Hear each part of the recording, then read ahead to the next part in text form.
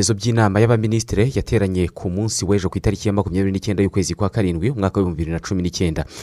Ku wa mbere ni ku munsi w'ejo ku itariki ya 29 mu kwezi kwa karindwi umwaka wa 2019 inama y'abaminisitiri idasanzwe yateraniye muri village Urugwiro yobowe na nyakubahwa perezida wa Repubulika Paul Kagame.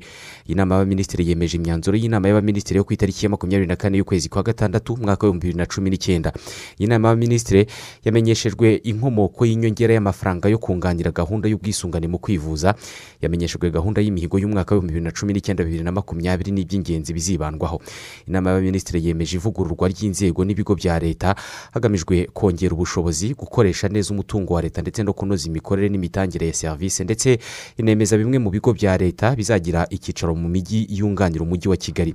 Inama y'abaminisitiri yemeje imishinga y'amategeko ikurikira: hari umushinga w'itegeko rishyiraho statut rusange igenga abakozi ba leta, umushinga w'itegeko ryemera kwemeza burundu amasezerano y'inguzanyo y'inyongera hagati ya Repubulika y'u Rwanda n'ikigega nyafurika gitsura amajyambere agenewe gahunda ya kabiri yo kongera uburyo bwo kwegereza abaturage amashanyarazi, umushinga w'itegeko ryemerera kwemeza burundu amasezerano y'inguzanyo hagati ya Repubulika y'u Rwanda n'ikigega mpuzamahanga kigamije guteza imbere ubuhinzi agenewe umushinga wo kuhira no gucunga neza ibyogogo by'amazi mu karere ka Kayonza, hakaba umushinga w'itegeko rigenga ibipimo n'ingengo ndasubiramo umushinga w'itegeko rigenga ibipimo n'ingero mu Rwanda hagamijwe guhuza ibipimo bikoreshwa ku rwego mpuzamahanga, umushinga w'itegeko rishyiraho ikigo gishinzwe imicungire myiza y'umutungo kamere w'amazi mu Rwanda, umushinga w'itegeko rishyiraho ikigo gishinzwe imicungire myiza y'amashyamba mu Rwanda, umushinga w'itegeko rihindura itegeko rigenga abantu n'umuryango hagamijwe koroshya itangwa rya serivisi z'irangamimerere.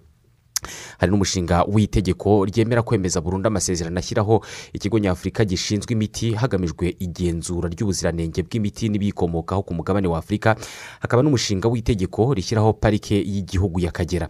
Inama y'abaminisitiri yemeje amateka ya perezida akurikira: hari iteka rya perezida rigena umubare w'abagize inama y'abajyanama b'inama y'igihugu y'ubumenyi n'ikoranabuhanga igihe bamara ku mirimo ndetse n'uko basimburwa, iteka rya perezida rishyiraho imishahara n'ibindi bigenerwa abashinjacyaha b'umwuga, abagenzuzi, umunyamabanga mukuru n'abakozi bunganira abashinjacyaha.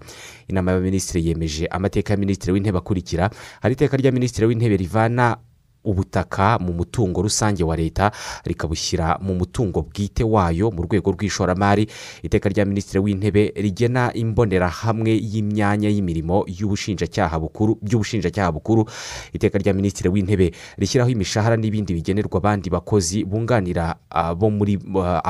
bunganira bo mu bushinjacyaha bukuru, iteka rya minisitiri w'intebe ryemerera bwana Kayiranga Rukumbi Bernard wari Civil Litigation and Senior State Attorney muri Minisiteri y'ubutabera guhagarika akazi mu gihe kitazwi, iteka rya minisitiri w'intebe ryemerera Dr Muhayimpundu Ribakare wari umuyobozi w'ishami ryo kwita no kuvura indwara ya sida mu kigo gishinzwe ubuzima mu Rwanda guhagarika akazi mu gihe kitazwi. Inama y'abaminisitiri yemeje iteka rya minisitiri rikurikira: ni iteka rya minisitiri rigena ibipimo fatizo by'ikibanza cyagenewe inyubako. Inama y'abaminisitiri yemeje ko aba bakurikira bahagarara ibihugu byabo mu Rwanda ku rwego rwa ambasaderi: hari Dr Thomas Kohls, ambasaderi wa Repubulika yunze ubumwe y'Ubudage mu Rwanda ufite icyicaro i Kigali, bwana Glade Chembe Mutari ni ambasaderi wa Repubulika ya Malawi ufite icyicaro Dar es Salaam muri Tanzania, madame Marie Antoinette Zitane Rose 4 ni ambasaderi wa Repubulika ya Seychelles ufite icyicaro i Pretoria muri Afurika y'Epfo, bwana Dudu So ambasaderi wa Repubulika ya Senegal ufite icyicaro i Kigali. Inama y'abaminisitiri yashyize mu myanya abayobozi ku buryo bukurikira: mu kigo cy'igihugu gishinzwe ubumenyi bw'ikirere Meteo Rwanda, abagize inama y'ubutegetsi ni Dr Mbarushimana Kagabo Desire ni perezida, madame Tushabe Rachel ni vice perezida, kapitene Gakomati Justin, bwana Hugues Mike, bwana Nuwamanya Emmanuel, Dr Mucyo Sylvie, bwana Ngendahimana Pascal. Mu rwego rw'igihugu rw'imiyoborere RGB, Dr Kayitesi Usta ni umukuru w'urwego cyangwa se Chief Executive Officer, Dr Nibishaka Emmanuel umukuru w'urwego wungirije. Mu kigo gishinzwe ubuzima mu Rwanda, Dr Nsanzimana Saban ni umuyobozi mukuru, madame Umutoni Angela ni umuyobozi w'ishami rishinzwe indwara y'ibicurane by'ibiguruka n'izindi ndwara zandura, madame Barisanga Nyiramazayire Helene ni umuyobozi w'ishami rishinzwe kurinda indwara zikomoka ku biribwa n'amazi byanduye. Mu kigo gishinzwe guteza imbere ibikorwa by'iterambere mu nzego z'ibanze RODA, madame Nyinawagaga Claudine Marie Solange ni umuyobozi mukuru. muri Muhabura Multi Choice Limited, Madame Nkunda Leticia ni umuyobozi mukuru. Muri komisiyo y'igihugu y'uburenganzira bwa muntu, bwana Sinyigaya Silase ni visi perezida, bwana Rwamukwaya Olivier ni umunyamabanga mukuru. Mu kigo cy'igihugu gishinzwe iterambere rya transport RTDA, Baganizi Patrick Emile ni umuyobozi mukuru wungirije. Madame Rutera Rose ni Transport Services Division Manager, bwana Bizumuremyi Jean Damascene ni National Urban Roads Division Manager, bwana Mwiseneza Maxime Marius ni District and Feeder Road Division Manager. Muri Minisiteri y'Ubucuruzi n'Inganda Minicom, bwana Niwenshuti Richard ni Coordinator of Single Project Implementation Unity cyangwa se SPIU, bwana Kamugisha Samuel ni Director General of Industry and Entrepreneurship Department. Muri Minisiteri y'Ibidukikije, Magnifica Mark ni Director General of Land, Water and Forestry Department, Madame Nishimwe Marie Grace ni Chairperson of Institute of Real Property Values cyangwa se IRPV Regulatory Council. Muri serivisi za Minisiteri w'Intebe, Mutesi Charity ni umujyanama wa Ministry Government Auction Coordination Unity Policy Analyst. ni Musonera Jamene, Karangwa Ngoma Masho, Mukiza Odile na Nsanza Joseline. Muri Minisiteri y'Ubuzima, bwana Mutangana Simon ni umuyobozi w'ishami rishinzwe ubuyobozi n'abakozi. Muri Minisiteri y'Uburinganire n'Iterambere ry'Umuryango, bwana Hakizimana Alphonse ni umuyobozi w'ishami rishinzwe ubuyobozi n'imari. Muri Minisiteri y'Imari n'Igenamigambi, Madame Beza Christine ni umuyobozi w'ishami rishinzwe ubuyobozi n'abakozi. Mu kigo cy'igihugu cy'ubushakashatsi n'iterambere mu byerekeye inganda NIRDA, bwana Nzeyimana Celestin ni umuyobozi w'ishami rishinzwe ikoranabuhanga. Bwana Munyaziboneye Emmanuel ni umuyobozi w'ishami rishinzwe ubuyobozi n'imari. Muri laboratwari y'u Rwanda y'ibimenyetso bishingiye ku bumenyi n'ubuhanga bikoreshwa mu butabera, bwana Karemera John ni umuyobozi w'ishami rishinzwe gusuzuma indwara zanduzwa n'utunyabuzima mu kigo cy'u Rwanda gishinzwe guteza imbere imiturire. Bwana Bucyana Emi ni umuyobozi w'ishami rishinzwe ikoranabuhanga n'imicungire y'amakuru. Mu ishuri rikuru ry'u Rwanda ry'imyuga n'ubumenyingiro, bwana Nsengiyaremye Christophe ni umuyobozi w'ishami rishinzwe igenamigambi. Mu bindi, Minisitiri w'Umuco na Siporo yamenyesheje inama y'abaminisitiri ko ibirori byo kwizihiza umuganura mu mwaka wa 2019 bizaba ku wa gatanu ku itariki ya 2 y'ukwezi kwa 8 mu mwaka wa 2019 ku nsanganyamatsiko igira iti umuganura isoko y'ubumwe n'ishingiro ryo kwigira.